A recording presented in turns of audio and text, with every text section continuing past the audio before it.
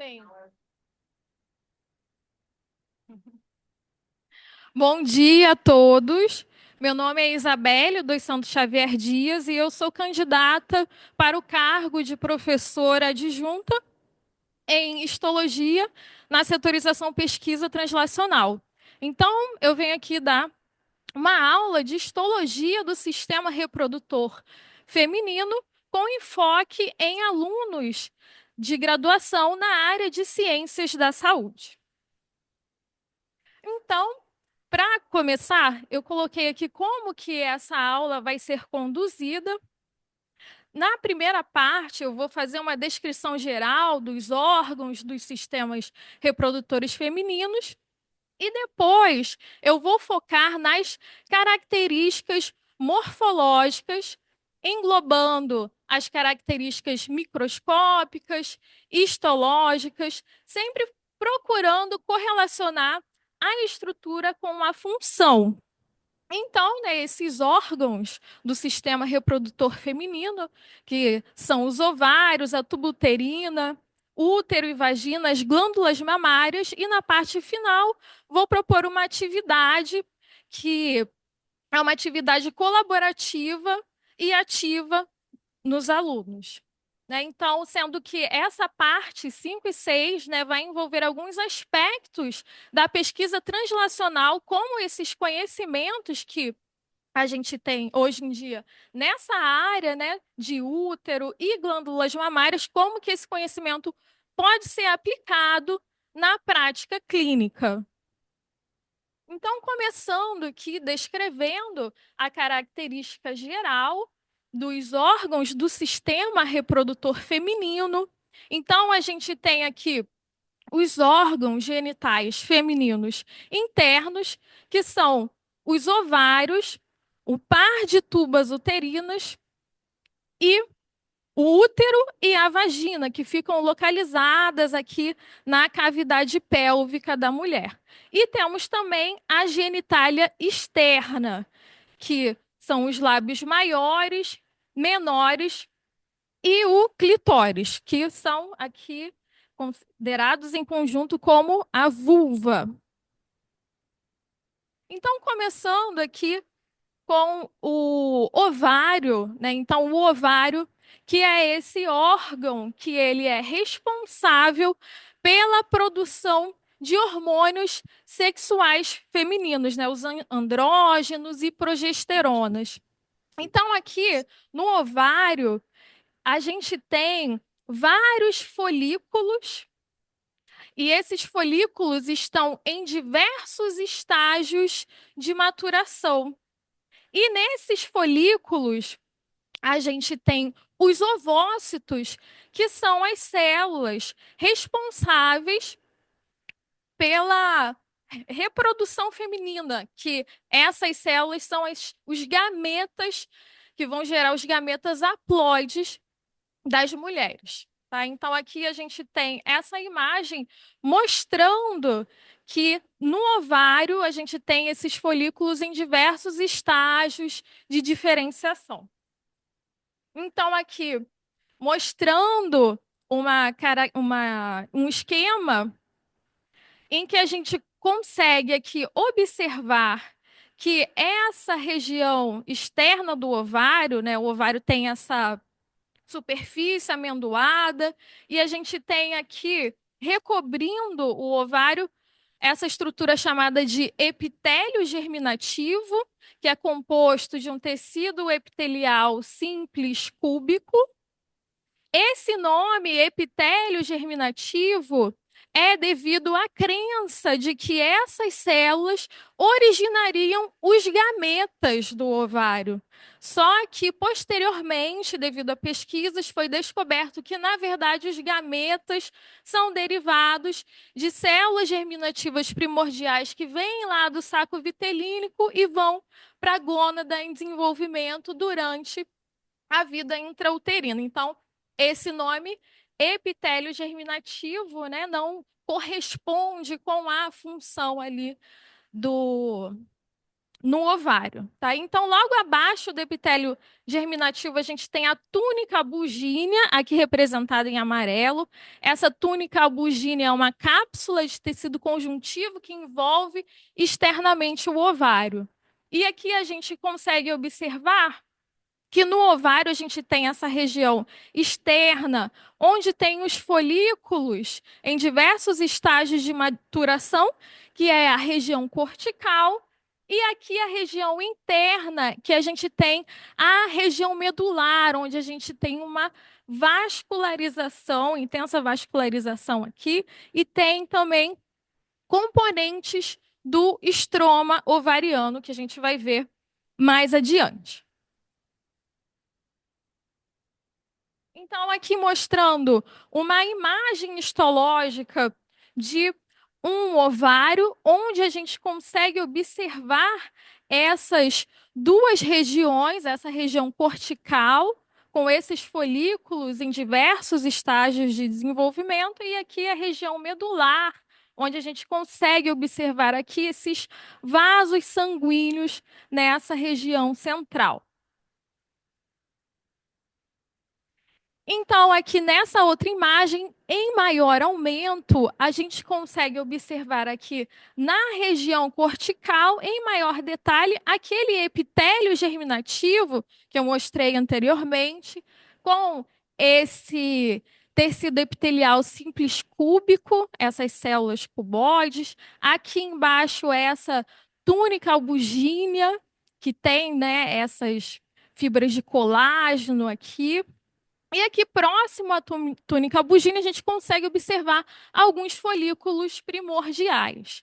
Tá? Então, aqui a gente consegue ver esses folículos que são compostos por ovócitos e células foliculares. E dependendo da maturação, do estágio de desenvolvimento desse ovócito, essas células foliculares vão ter uma organização diferente. A gente tem também no ovário o estroma ovariano, que é o tecido conjuntivo que dá ali sustentação a esses folículos em desenvolvimento. Então, esse estroma ovariano, ele tem células características de tecido conjuntivo, como fibroblastos e macrófagos. Então, aqui mostrando os diversos estágios do desenvolvimento folicular. Então, nós temos os folículos primordiais, que são aqueles que já nascem com a mulher, né? Esses folículos primordiais, eles vão sofrendo maturação e vão adquirindo uma diferenciação e a gente consegue observar características morfológicas distintas de acordo com o estágio de maturação desse folículo.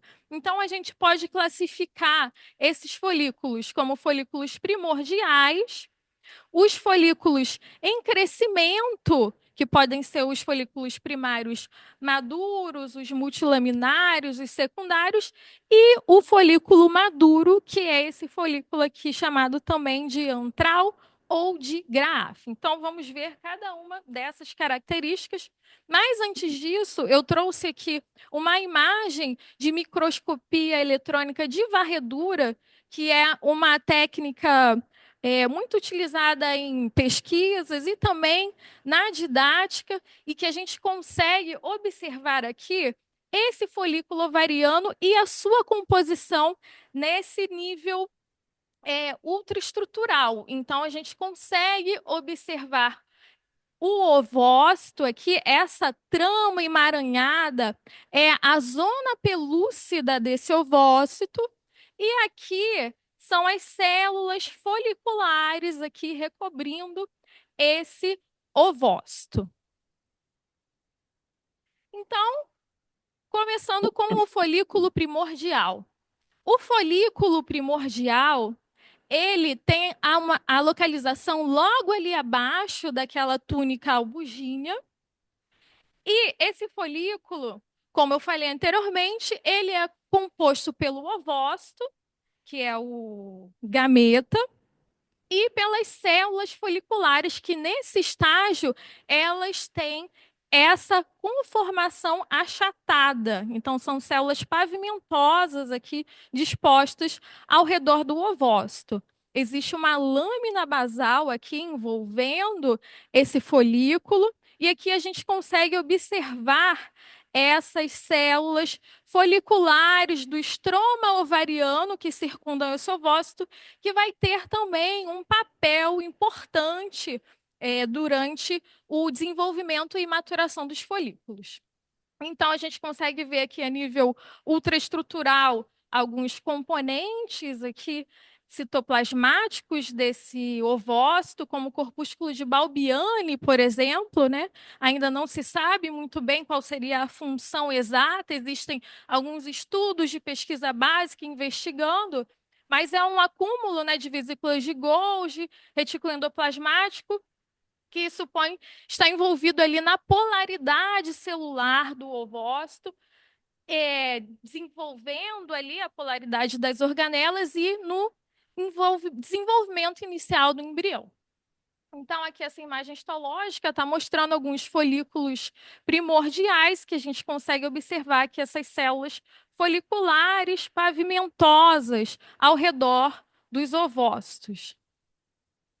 Então, o próximo estágio de maturação é o folículo primário unilaminar. Então, essas células foliculares que eram inicialmente achatadas, elas sofrem hipertrofia, se tornando cúbicas, como a gente está observando aqui.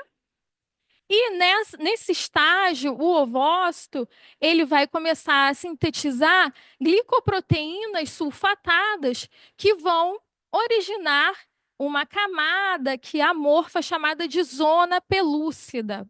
Então, essa zona pelúcida possui glicoproteínas importantes ali na fertilização do ovócito. Então, são glicoproteínas receptoras de espermatozoide que participam ali do processo de fertilização. Então, a gente tem aqui, nessa imagem histológica, esse ovócito com essas células foliculares nesse formato cúbico, formando aquela única camada ao redor do ovócito. O folículo primário maduro, também chamado de multilaminar, essas células foliculares, elas começam a proliferar intensamente, então tem uma intensa proliferação mitótica aqui dessas células, formando uma camada chamada de extrato granuloso. Então aqui nesse folículo primário, maduro multilaminar, essas células também são chamadas de células granulosas. E a gente começa a observar também aqui no ovócito grânulos corticais, aqui logo abaixo da membrana citoplasmática desse ovócito. Esses grânulos corticais, eles vão ser importantes ali para a prevenção da polispermia, porque após a fertilização, esses grânulos liberam proteases que vão clivar ali proteínas específicas da zona pelúcida, impedindo a fertilização do ovócito por mais de um espermatozoide. Então, aqui a gente tem também um começo de uma organização das células do estroma ovariano ao redor desse folículo, formando aqui a teca folicular, né? Então, essas células do estroma começam aqui a se organizar, formando essa bainha. E aqui a gente consegue ver mais alguns detalhes ultraestruturais, como a formação de junções comunicantes entre essas células granulosas. Então, essas junções comunicantes são importantes ali na comunicação entre essas células para a difusão de nutrientes para esse ovócito em desenvolvimento. Tem um prolongamento da granulosa que se insere ali no ovócito, né? E isso é importante também para a transferência das células da granulosa para o ovócito de um fator inibidor de maturação, que deixa ali aquele ovócito estacionado ali na prófase 1. Então, aqui a gente tem uma imagem histológica que mostra esse folículo primário maduro, também chamado de multilaminar. Então, a gente consegue observar essas células cúbicas dispostas aqui em várias camadas. Aqui a gente consegue ver essa membrana aqui espessa, que é a zona pelúcida, e esse ovócito aqui nessa região central. E o folículo secundário, também chamado de antral ou terciário, esse folículo começam a surgir pequenas cavidades com líquido folicular, né? Surgem pequenas cavidades, né? Aqui em todo esse extrato granuloso e essas cavidades vão se confluindo até formar uma única grande cavidade folicular. Tá? Então, essa cavidade, né, repleta de líquido folicular, possui ácido hialurônico, fatores de crescimento que vão ser importantes aqui para o ovócito em desenvolvimento. E aqui, nesse estágio, a gente já consegue observar a conformação daquela teca folicular em duas camadas. Então, a gente consegue observar aqui a teca interna, então as células aqui mais adjacentes a esse extrato granuloso, elas se diferenciam e adquirem características de células endócrinas, né? Então, aqui tem uma intensa vascularização, né? Capilares sanguíneos fenestrados aqui nessa região. E isso vai ser importante ali na produção de andrógenos para a maturação ali folicular do ovócito. Então, aqui nessa lâmina histológica, a gente consegue observar aqui a histologia desse folículo secundário. Então, aqui a gente tem esse extrato granuloso, aqui essa cavidade aqui começando a se formar, né, essa cavidade antral aqui. E aqui as células da teca folicular, que são organizadas em teca interna e teca externa. Então, aqui em maior aumento, a gente consegue observar melhor as características dessas camadas da teca folicular, né? Então, aqui a teca interna, ela tem uma característica de células secretoras de esteroides. Então, em uma lâmina histológica, a gente consegue observar esse citoplasma com esse aspecto mais rendilhado, mais esburacado, isso devido à grande quantidade de gotículas lipídicas existentes aqui nessas células, devido ali à participação dessas células na produção de compostos derivados do colesterol.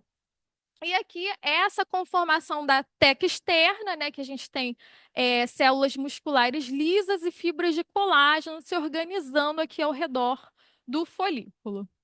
Então, aqui a gente está vendo uma imagem de microscopia eletrônica de transmissão, que a gente vê a ultraestrutura dessas células aqui. Então, a gente tem o folículo, as células foliculares e aqui a teca interna e a teca externa. Então, a teca interna, juntamente com as células granulosas, vão atuar ali na esteroidogênese folicular.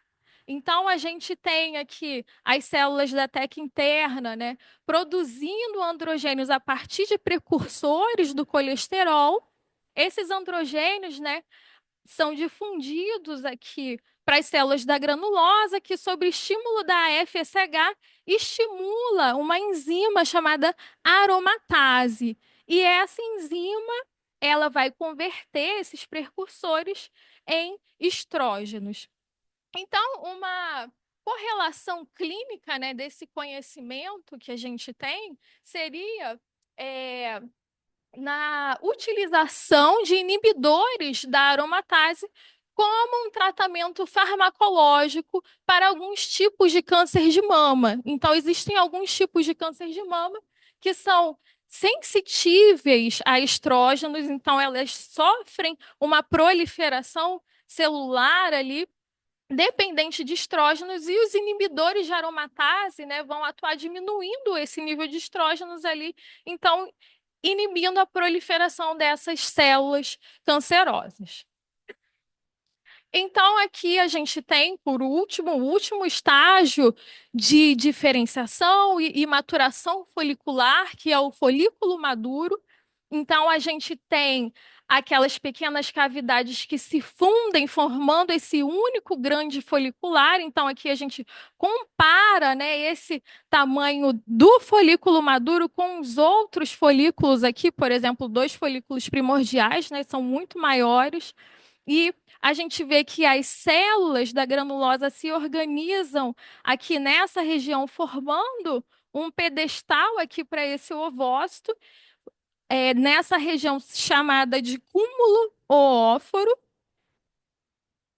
E aqui, ao redor do ovócito, essas células da granulosa se organizam, formando a coroa radiada.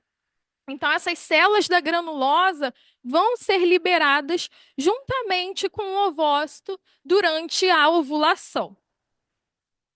Então, durante o ciclo menstrual, vários folículos são recrutados ali para maturar, mas somente um atinge o estágio ali final de diferenciação de folículo maduro. Os outros folículos, em diversos estágios, sofrem um processo de atresia folicular. Então, aqui a gente está observando essa lâmina histológica que mostra o processo degenerativo desses folículos, chamados de folículos atrésicos. Então, esses folículos, eles sofrem um processo degenerativo e ocorre uma morte e fagocitose desses folículos, formando aqui uma cicatriz de colágeno. Então, durante a ovulação, né, um pico de LH vai estimular aqui um aumento da pressão e desse líquido folicular existente ali nesse folículo maduro, e com isso vai haver também contração de células musculares lisas existentes ali na parede desse ovário, porque esse folículo, né, ele precisa atravessar ali aquela parede do ovário e fazer uma protuberância para poder liberar esse ovócito aqui nessa extremidade alargada da túbula, né, da tuba uterina, que é o infundíbulo, tá? Então, essa ovulação envolve também uma atividade, uma estimulação de atividade enzimática da parede folicular e da parede ovariana. Então, o ovócito aqui é liberado, né, no estágio de metáfase da segunda divisão meiótica. Então, após a liberação desse ovócito, todas aquelas células aqui foliculares e da teca interna, elas vão se reorganizando para formar uma estrutura chamada de corpo lúteo. Então, aqui nessa imagem, a gente consegue observar esse folículo colapsado com esse corpo hemorrágico aqui central. Então, esse corpo lúteo, ele tem esse aspecto amarelado devido ao pigmento de lipocromo ali acumulado nessas células. E o que a gente consegue observar aqui, né, nessas características morfológicas quando a gente analisa melhor esse corpo lúteo. Então, aquelas células ali da granulose, as células da teca interna, elas sofrem uma diferenciação.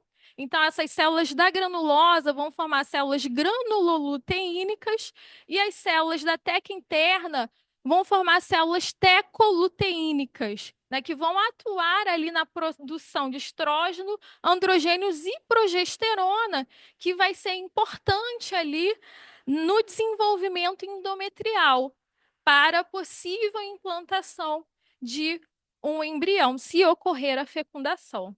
Então, aqui a gente mostra a ultraestrutura, né, de uma célula granuloteínica. A gente consegue observar nessas gotículas de lipídio bastante retículo endoplasmático liso, característico de células produtoras de esteroide. Então, aqui a gente vê com mais detalhes, né?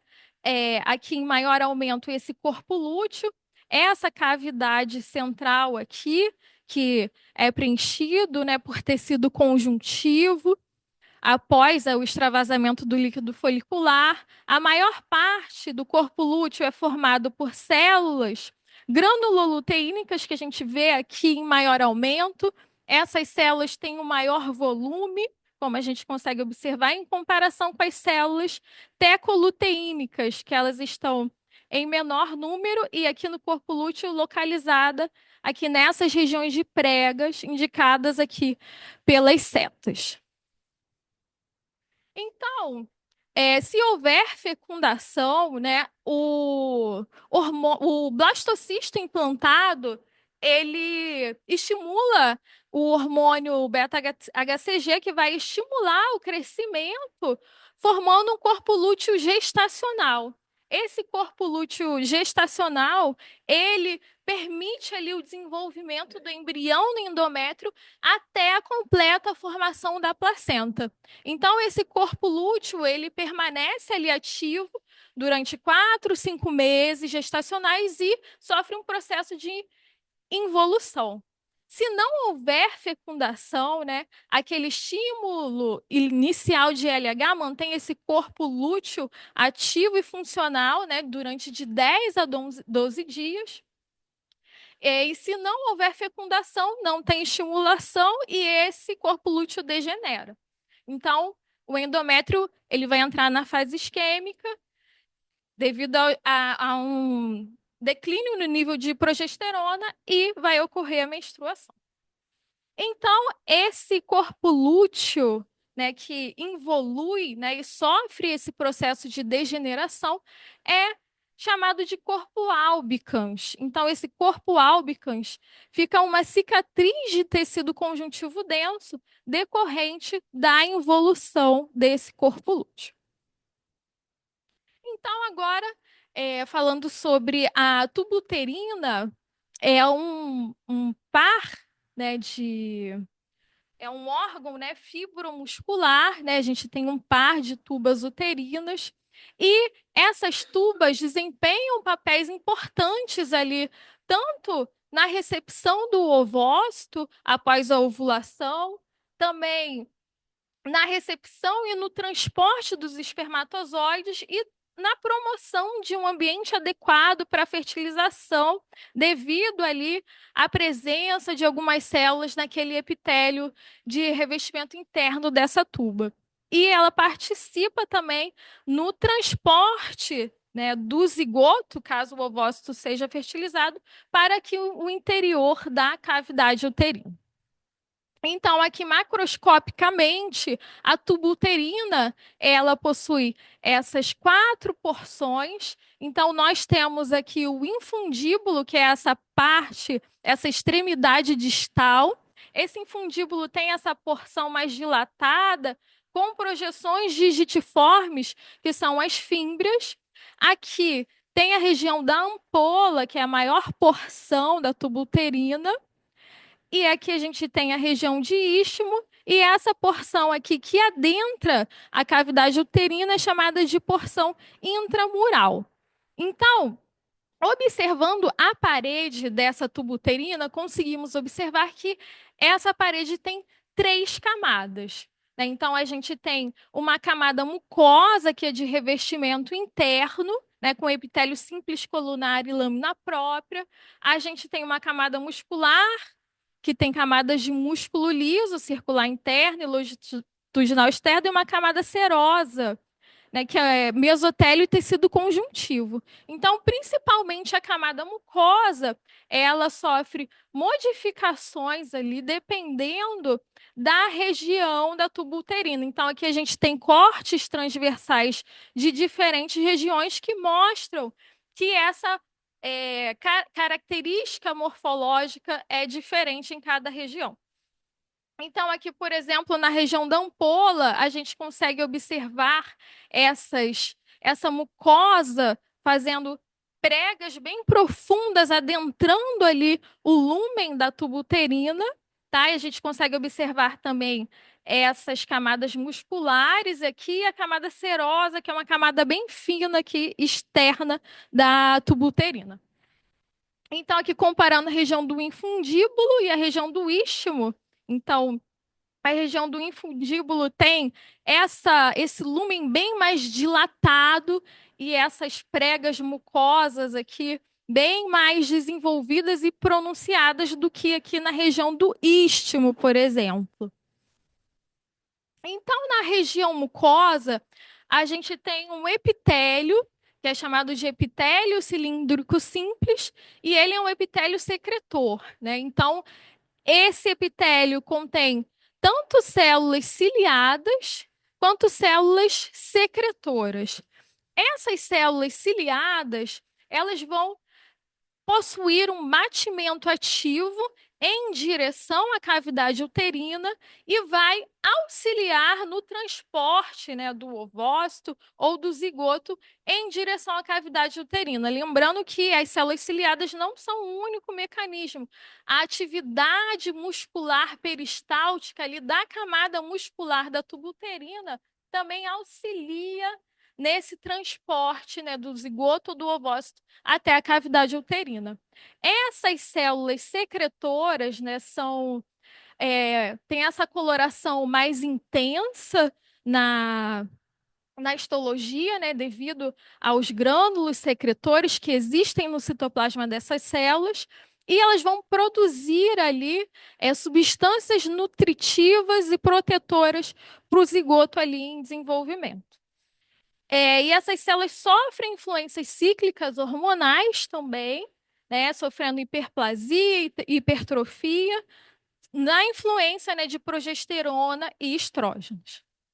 Então, a lâmina própria dessa mucosa, né, é um tecido conjuntivo frouxo que dá sustentação aqui para esse epitélio. Então, a fertilização geralmente ocorre na região da ampola da tuba uterina. Então, ao ser fertilizado, né, esse zigoto, né, ele vai sendo transportado até a cavidade uterina, né, e vai sofrendo clivagem. Esse processo do transporte da tuba uterina até a cavidade uterina dura, né, cerca de 3 a 5 dias. E se por alguma condição que afete ali aquele sistema de transporte tubário, devido a inflamações ali na tuba uterina, até inserção de dispositivos intrauterinos também. Se houver alguma dificuldade no transporte desse zigoto até a cavidade uterina, a gente tem o que a gente chama de implantação ectópica, ou seja, o blastocisto ele se implanta em um local ali diferente do local normal de implantação. Então, cerca de 80% das gravidezes ectópicas ocorrem aqui na ampola da tuba uterina, podendo ocorrer também em outras regiões, só que numa porcentagem bem menor. Então, chegando aqui no útero, né? As tubas uterinas se comunicam ali com a cavidade uterina, e o útero é o órgão responsável ali pela implantação do embrião e desenvolvimento embrionário e fetal, juntamente com outro órgão do sistema, né, reprodutor feminino, né, um órgão materno-fetal, que é a placenta. Então, aqui a gente tem anatomicamente, né, o corpo do útero, é essa maior parte do útero, essa porção aqui superior dilatada é o fundo do útero, e essa porção aqui que adentra o canal vaginal é chamado de colo do útero. Então vamos ver cada uma dessas partes do útero e como que esse útero sofre influências ali hormonais. Então, aqui a gente tem a parede do útero, que é formado pelo endométrio, na parte mais interna, o miométrio, né, que é a porção muscular, e aqui a gente tem o perimétrio, né, que ele pode ser uma camada serosa ou adventícia, dependendo da região do útero. Então, aqui a gente tem essa imagem histológica mostrando essas três camadas aqui do útero, o perimétrio, aqui o miométrio com várias camadas de músculo liso e vasos sanguíneos bem calibrosos aqui nessa região basal, e aqui o endométrio, né, que tem uma mucosa e uma lâmina própria, sendo que esse epitélio é bem semelhante ao que a gente observou ali na tuba uterina. Nessa mucosa, a gente tem também glândulas uterinas que sofrem influência cíclica dos hormônios sexuais femininos.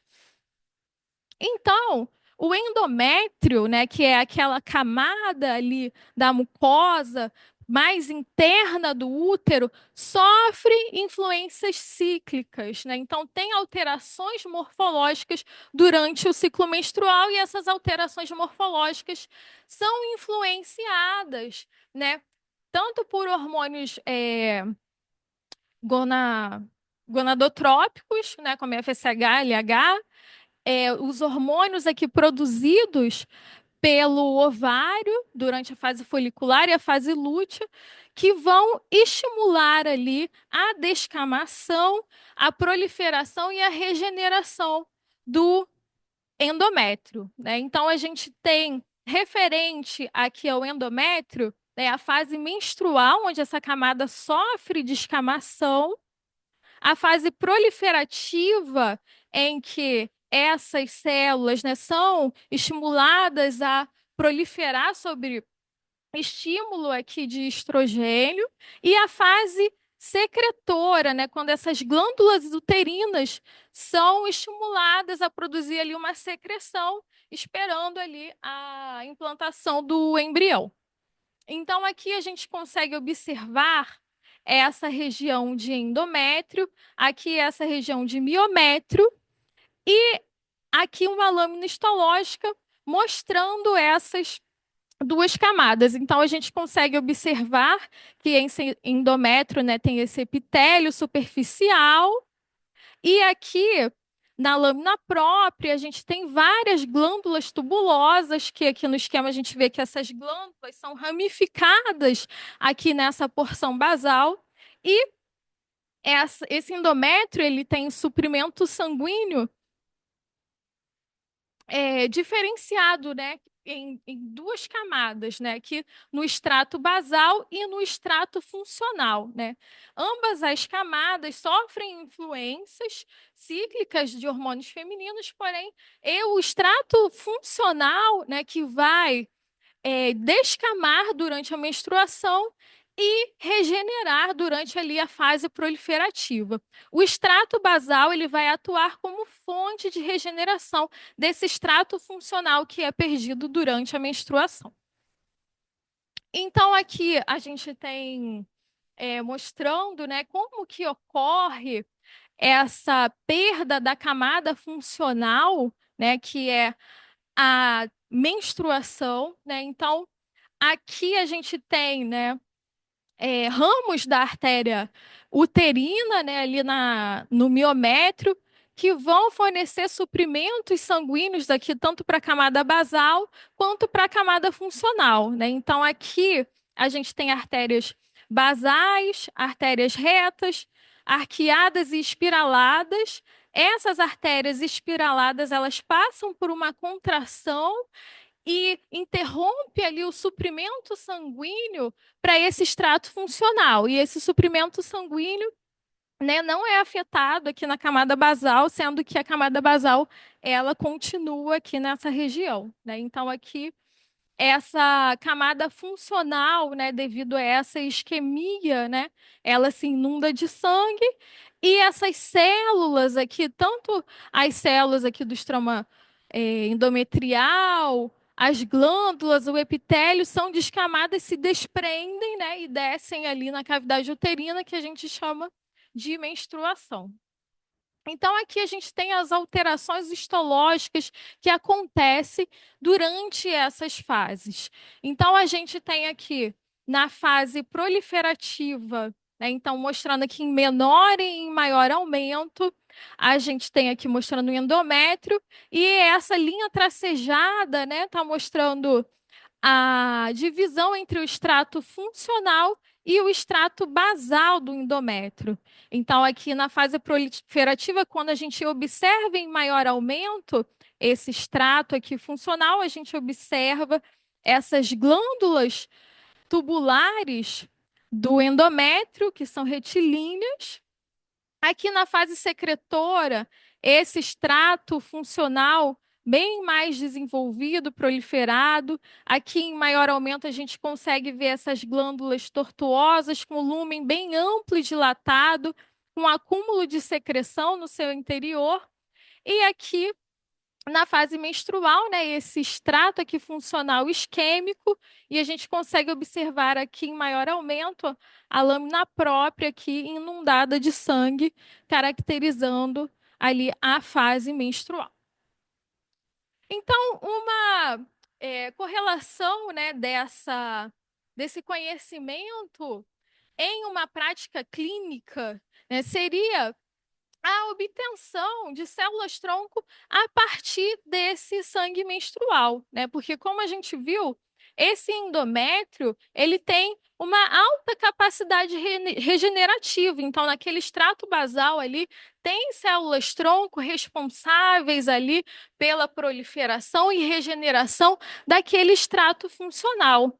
Então, essas células-tronco, elas podem ser facilmente obtidas, né? Porque não é uma coleta invasiva, e elas podem ser isoladas e cultivadas in vitro, ou seja, em placas de laboratório, e podem ser diferenciadas em uma diversidade de tipos celulares, né? Então, já tem estudos demonstrando que esse tipo de células-tronco, né, tem capacidade de diferenciação, né, em condroblasto, em osteócito, queratinócito, e tem também um estudo aqui da FRJ que mostra que essas células-tronco derivadas do sangue menstrual, eles vão aumentar ali um potencial angiogênico, que isso poderia ser levado para uma aplicação terapêutica. Uma outra abordagem das células-tronco do sangue menstrual seria na endometriose. Então, a endometriose ainda não se sabe muito bem qual seria a causa dessa doença, mas uma das teorias, né, seria a menstruação retrógrada, né? Então, essa menstruação ela flui aqui através das tubas uterinas e se depositam em regiões ali da cavidade pélvica, então gerando ali lesões endometriais, né? E as células tronco mesenquimais de sangue menstrual de pacientes com endometriose poderiam ser utilizadas para investigar esses fenótipos, né? Então, existem estudos, né, que mostram uma análise multiômica dessas células tronco mesenquimais, analisando ali quais seriam os fatores inflamatórios, anti-inflamatórios envolvidos ali naquelas células tronco mesenquimais, e uma comparação ali dos fenótipos dessas células tronco de pacientes com endometriose e sem endometriose poderia ser utilizada ali na pesquisa de possíveis marcadores prognósticos da doença, já que essa doença, né, se for diagnosticada tardiamente, pode levar a fenótipos mais graves. Sendo assim, continuando aqui no útero, né, a gente tem essa região, né, que adentra o canal vaginal, que é o colo do útero. Então, essa região, né, ela tem glândulas cervicais voltadas aqui para dentro do colo uterino. Essas glândulas cervicais são localizadas aqui na lâmina própria e elas produzem ali um muco lubrificante e sofrem influências cíclicas hormonais, né, possibilitando ali é um dos fatores que possibilitam a capacitação do espermatozoide ali durante o percurso no sistema reprodutor feminino. né? Então, esse colo do útero, né, tem uma camada muscular, né? E durante o parto, essa camada muscular do colo uterino, né, durante a dilatação, ela sofre ação ali de hormônios, né? E tem uma degradação aqui dessa matriz, né, através de colagenases e metaloproteinases. E aqui a gente consegue observar essa região aqui em maior aumento, que a gente observa que o epitélio estratificado pavimentoso dessa região da vagina, né, dessa porção da cérvix voltada para a vagina, e esse epitélio simples colunar voltada ali para a parede do colo uterino, né? E existe uma zona, né, no colo do útero chamado de zona de transformação, né, onde esse epitélio estratificado pavimentoso sofre uma transição abrupta para um epitélio simples colunar. Tá? Então, nessa imagem, a gente consegue ver também glândulas cervicais. Né? Então, essa zona ela está sujeita ali a alterações metaplásicas, né? Essas alterações metaplásicas são devido a lesões causadas por infecções, como, por exemplo, o do papiloma vírus humano, né? Então, essas lesões podem levar aqui a uma metaplasia, então tem uma reprogramação aqui dessas células tronco epiteliais, né, que se diferenciam, né, em um fenótipo diferente do existente aqui naquela região, né? Então, existem hoje em dia, né, metodologias como o exame citológico, né, também conhecido como Papa Nicolau, para analisar a morfologia dessas células ali descamadas do colo uterino para possibilitar ali a identificação de possíveis lesões pré-cancerosas, né? Porque o HPV é um dos fatores de risco para desenvolvimento do câncer de colo uterino. Então, a vagina, né, aqui é esse tubo fibromuscular, né, que conecta essa cavidade uterina à parte externa feminina. Então, a gente tem aqui um epitélio estratificado pavimentoso na região da mucosa, a camada muscular, né, tem várias camadas de músculo liso, né, longitudinal externa e circular interna, e adventícia, né, a gente tem a tecido conjuntivo denso e várias fibras elásticas também. Então, aqui a gente está vendo em maior aumento a vagina com esse citoplasma mais claro, né, devido ao acúmulo de glicogênio, né? Então, esse glicogênio é um substrato para a fermentação láctea de bactérias comensais existentes ali na vagina que tornam o pH ácido. E isso é importante na prevenção, né, de colonização por micro-organismos patogênicos. Então, por último, nós temos as glândulas mamárias, né, que também fazem parte ali do sistema reprodutor feminino devido às influências que elas sofrem, né, dos hormônios sexuais, né? Então, a gente consegue observar, né, essas glândulas aqui túbulo-alveolares que são estimuladas ali durante o período gestacional a secretar leite. Então, essas glândulas tubulo-alveolares, elas vão convergir em sistema de ductos, desembocando aqui na papila mamária. Então, a morfologia, né, de glândulas mamárias em uma mulher não lactante, uma mulher lactante é bem pronunciada, né, como a gente consegue observar aqui. Em uma mulher lactante, né, essas unidades aqui lobulares do ducto terminal, elas são bem pronunciadas e existem aqui alvéolos com células secretoras nessa região. Né? Então, é, essa atividade secretora, né, é influenciada por hormônios. Então, a gente está vendo aqui uma morfologia não gravídica, né, tem esse sistema de ductos com essa unidade ductal não desenvolvida. E durante a influência hormonal, né, alvéolos vão proliferando na extremidade terminal aqui dos ductos, e durante a gestação, e na lactação a gente tem esses alvéolos ali bem desenvolvidos produzindo o leite, né? Então aqui a gente tem a glândula mamária inativa, então a gente consegue observar aqui esses lóbulos, né, com essas regiões ductais, algumas infiltrações de tecido adiposo. Aqui em maior aumento, a gente consegue ver a organização desses ductos em, nesse epitélio aqui. Aqui nessas setas a gente consegue ver células mioepiteliais que se organizam ao redor desses ductos e também algumas células do sistema imunológico, como linfócitos.